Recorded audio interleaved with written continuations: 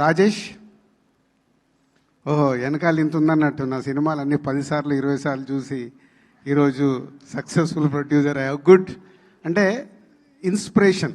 ఇప్పుడు నాకు అంతే, నేను సినిమా ఫీల్డ్లోకి వచ్చినప్పుడు నాకు రామానాయుడు గారు అన్న, శ్యామ్ ప్రసాద్ రెడ్డి గారు, ఎంఎస్ రెడ్డి గారు, వీళ్ళందరినీ చూస్తే నాకు ఒక ఇన్స్పిరేషన్. అంటే నిర్మాతగా ఏదైనా మనం ఏం పార్టిసిపేషన్ చేయగలుగుతాం ఒక సక్సెస్ రావటానికి అని. ఇప్పుడు మనోడు ఉన్నాడు, మైక్ పట్టుకున్నాడంటే ఎస్కే అని వచ్చాక దుమ్ము దులిపేస్తాడు.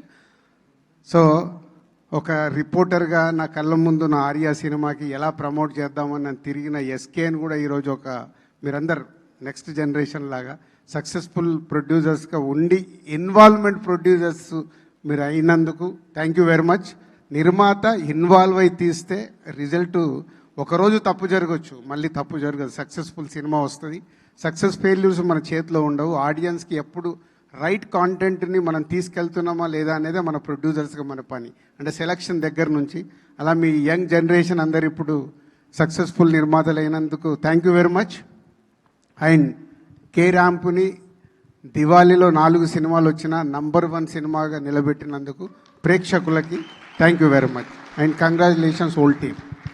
And Kiran and team, success ఈజీగా వస్తుంది.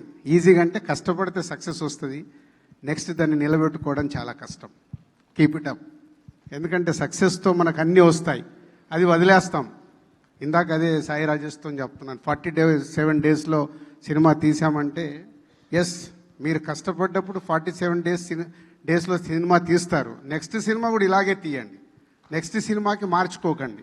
ఎందుకంటే మొదటి సినిమా మీకు ఏదైతే ఇచ్చిందో దాన్ని ఇన్స్పిరేషన్గా పెట్టుకుంటే మీకు సక్సెస్ఫుల్ కంటిన్యూ అవుతాయి.